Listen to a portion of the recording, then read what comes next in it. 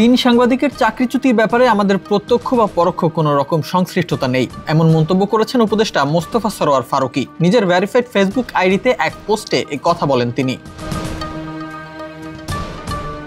পোস্টে তিনি বলেন, ম্যাস মার্ডার ডিনায়ালের একটা সূক্ষ্ম চেষ্টা থেকে কালকের প্রেস কনফারেন্সে যে কথাগুলো বলেছেন তিনজন সাংবাদিক, সে কথাগুলো জুলাই দেখেছে এমন কোন সেন্সিটিভ মানুষকে আহত করতে পারে। যে মা তার সন্তান হারিয়েছে মাত্র ৮ মাস আগে, যে সন্তান খুনির গুলিতে আহত হয়েছে, যে বোন যে ভাই শহীদ হওয়ার হাত থেকে বেঁচে এসেছে, তাদের বুকে শেলের মতো বিঁধেছে সাংবাদিক তিনজনের কথা।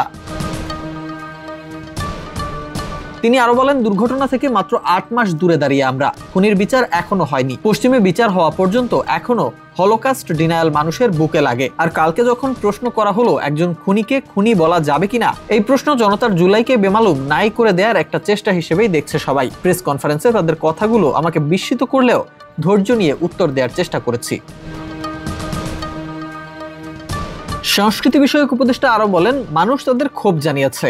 সন্ধ্যা জানলাম চ্যানেলগুলো তাদের চাকরিচ্যুত করেছে। প্রত্যেক চ্যানেলেই নিজস্ব এডিটোরিয়াল পলিসি থাকে, তারা সেই পলিসির আলোকে কি সিদ্ধান্ত নেবে সেটা তাদের ব্যাপার। তারপরও অনলাইনে কাউকে একটা কথা বলার চেষ্টা করতে দেখছি, আমাকে প্রশ্ন করায় চাকরি গেছে তাদের। হাস্যকর কথা।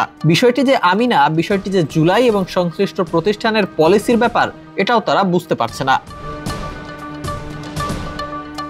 তিনি বলেন, সবার উদ্দেশ্যে ফর দ্য রেকর্ড বলে রাখছি, তাদের চাকরির ব্যাপারে আমাদের প্রত্যক্ষ বা পরোক্ষ কোনো রকমের সংশ্লিষ্টতা নেই। এ বিষয়ে সংশয় থাকলে ওই চ্যানেলগুলোর সঙ্গে যোগাযোগ করলেই সবাই সত্যতা জানতে পারবেন। অনুমানে 2 2 4 না মেলানোই ভালো।